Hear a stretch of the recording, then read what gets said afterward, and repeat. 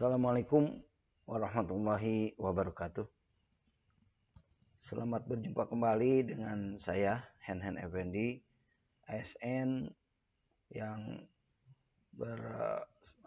sekolah induk di SMK Negeri 1 Cianjur yang beralamat di Jalan Siliwangi.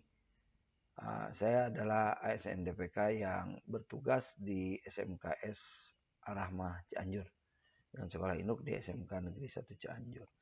Pada kesempatan ini, Iki yang akan saya sampaikan pada video pembelajaran dengan materi yaitu untuk mapel konsentrasi kejuruan otomotif kelas 11 atau fase F.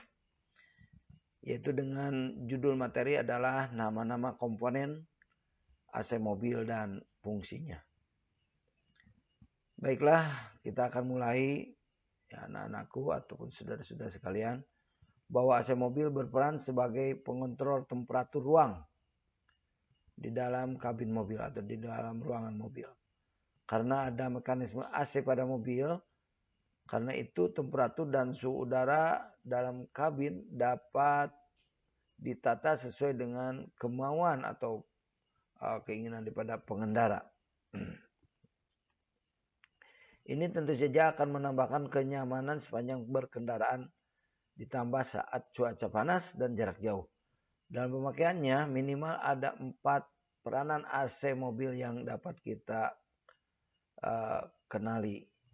Yang pertama, mengatur suhu udara dan membuat udara sejuk dalam ruang kabin mobil. Yang berikutnya, peranan AC ini mengatur pula perputaran udara atau mensirkulasikan udara dan menghindar masuknya udara polusi yang dari udara luar ke kabin mobil atau ke dalam mobil. Yang ketiga, peranan AC itu mengatur kelembaban udara dan percepat lenyapnya embun yang melekat pada kaca mobil saat kendaraan di waktu hujan. Yang terakhir ini, peranan AC itu juga memurnikan udara, ya, atau dengan istilah purification, ya, purification dengan memakai filter kabin khusus.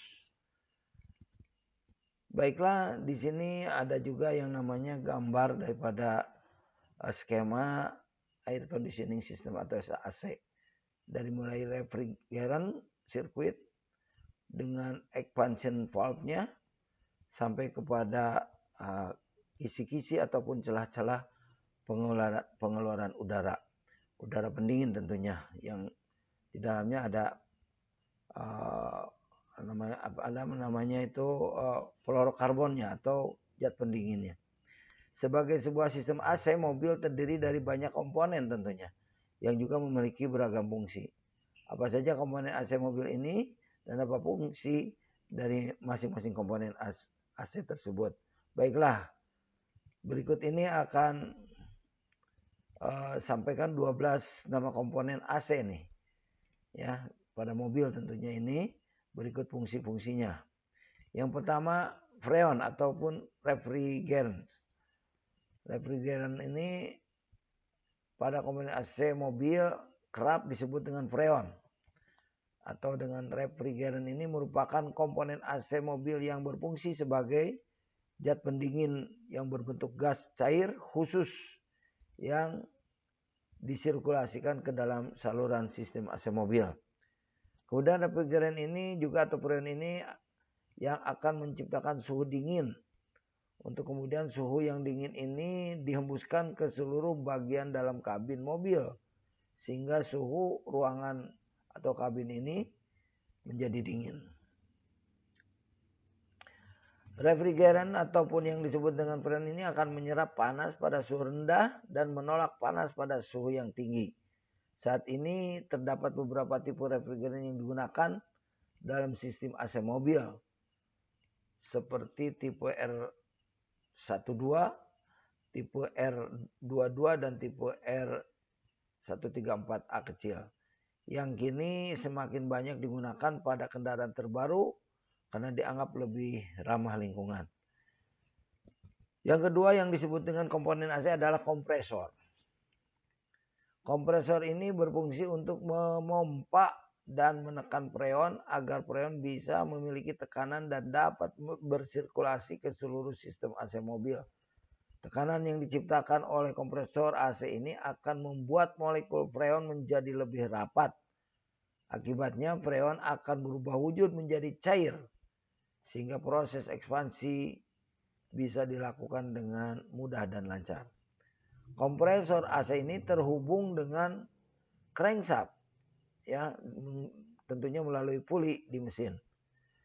Kompresor memanfaatkan putaran mesin untuk digunakan sebagai tenaga putar yang akan memompa freon dengan menggunakan piston di dalam kompresor AC. Baiklah, yang selanjutnya piston-piston di dalam kompresor AC ini akan bergerak dan berputar mengikuti putaran mesin sehingga dapat menghisap freon yang mengalir dari dalam evaporator yang memiliki tekanan dan temperatur rendah untuk kemudian disalurkan kembali berupa gas yang bertekanan dan bertemperatur tinggi menuju ke kondensor AC. Kompresor ini juga membutuhkan minyak pelumas khusus, ya, yang berfungsi untuk melumasi komponen-komponen dalam kompresor sekaligus memperlancar kerja kompresor. Yang ketiga ada yang disebut dengan magnetic cloth atau yang disebut dengan kupling magnetiknya, yaitu untuk memutus dan menghubungkan tenaga putar dari mesin ke kompresor dengan memanfaatkan induksi elektromagnetik. Ya, dengan magnetic cloth ini dipasang di bagian depan kompresor dekat dengan puli kompresor. Magnetic cloth ini memiliki tekanan plat atau plat penekan yang terhubung dengan poros kompresor, sedangkan di sisi lainnya terdapat sebuah koil yang digunakan untuk menghasilkan kemagnetan yang digunakan untuk menarik pressure plat atau plat penekan agar terhubung dengan puli kompresor.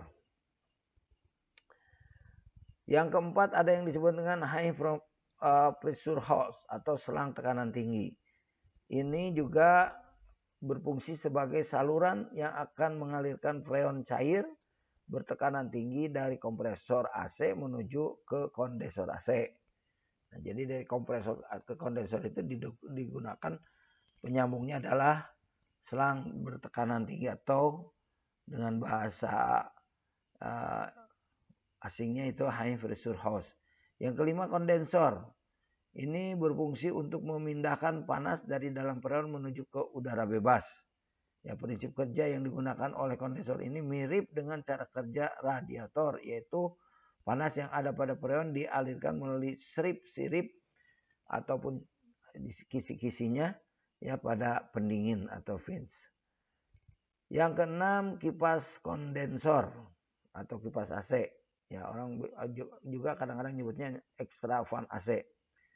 Ini juga digunakan untuk menghembuskan angin pada kisi-kisi kondensor untuk mempercepat proses kondensasi, ya, di dalam kondensor. Kipas kondensor ini diletakkan dekat kondensor dan menghembuskan anginnya menuju ke kisi-kisi kondensor atau kepada celah-celah, ya. Umumnya kipas kondensor ini menggunakan motor listrik yang dikontrol secara elektronik. Di antaranya di sini juga yang berikutnya ada yang disebut dengan receiver atau dryer. Ya, dryer atau merupakan komponen mobil yang komponen AC yang diletakkan setelah kondensor.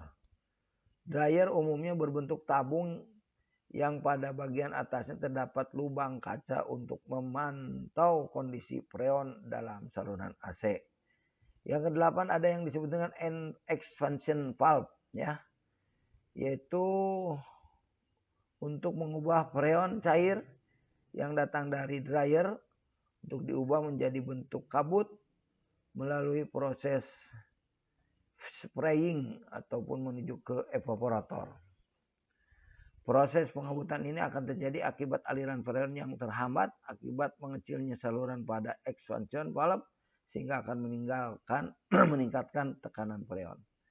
Yang kesembilan adalah evaporator. Ini komponen AC yang kesembilan, yaitu berfungsi untuk melepaskan suhu dingin ke udara bebas yang terkandung di dalam freon. Ya, di mana freon yang mengalir ini berasal dari expansion, ya, dan sudah berwujud gas. Cara kerja evaporator berbanding terbalik dengan cara kerja kondensor, yaitu jika kondensor melepas panas dari freon ke udara, sedangkan evaporator itu melepas dingin ke udara bebas. Yang ke-10 yang disebut dengan blower. Blower ini merupakan komponen AC untuk menghembuskan udara dingin dari evaporator menuju ke kisi-kisi AC. Kecepatan hembusan angin pada blower ini bisa diatur, ya. Sehingga udara dingin yang dihembuskan ke dalam kabin juga bisa diatur. Yang ke-11 ada yang disebut dengan low pressure hose atau selang tekanan rendah. Ini juga berfungsi untuk menyalurkan freon berwujud gas tekanan rendah dari evaporator kembali ke kompresor. Berbeda dengan high pressure hose, ya, kalau low pressure hose itu selang tekanan rendah. Ini memiliki diameter yang lebih besar dan cenderung lebih tahan bocor. Hal ini dikarenakan low pressure hose hanya menampung freon bertekanan rendah saja. Yang ke-12 ini ada yang namanya amplifier AC.